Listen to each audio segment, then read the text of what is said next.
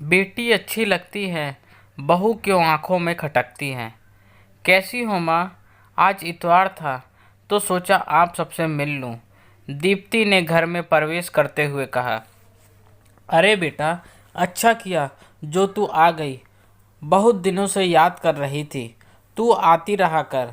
बहन बेटियां आती जाती रहें, अच्छी लगती हैं। दामाद जी कहाँ हैं? सरोज ने बाहर दरवाजे की ओर देखते हुए कहा। माँ अभी आ रहे हैं, गाड़ी पार्क कर रहे हैं। तभी दीप्ति की भाभी ने कमरे में प्रवेश किया। भरी गर्मी में सिर पर पल्लू ओढ़े, हाथों में दर्जन भर चूड़ियाँ, पैरों में भारी पायल पहने भाभी सरिका ने ननद के पैर छुए। तभी दामाद जी भी आ गए। सरिका जल्दी से उनके पैर छूने झुकी तो सिर का पल्लू उतर गया। देखते ही सास जोर से चिल्लाई, शर्म नहीं आती नंदोई के सामने सिर नंगा करके? जरा भी तमीज नहीं है बहुओं को, कैसे रहा जाता है। ससुराल में सरिका ने जल्दी से पल्लू संभाला और चुपचाप अंदर चली गई। पूरे कमरे में सन्नाटा छा गया। अपनी माँ का ये बर्ताव देखकर दीप्ति बहुत गुस्सा हुई। ये क्या माँ, आप अभी भी वही पुरानी सोच लेकर बैठी हो। मुझे देखो, मैं भी तो ससुराल से सूट पहनकर आई हूँ। और हाँ, मेरे ससुराल में तो मैं जीन्स भी पहनती हूँ, कोई कुछ नहीं कहता।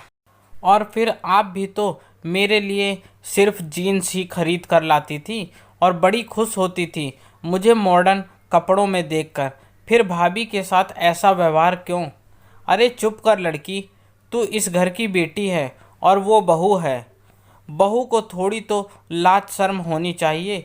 इतने भी मॉडर्न नहीं हुए हम कि संस्कारों को ही भूल जाएं। दीप्ति की माँ ने अपनी बहू सरिका की ओर घूरते हुए तंज कसा। पर दीप्ति को अपनी माँ की ये बात बिल्कुल पसंद नहीं आई। वो झट से बोल पड़ी, माँ मैं नहीं मानती तुम्हारे दकिया अनुसूची विचारों को।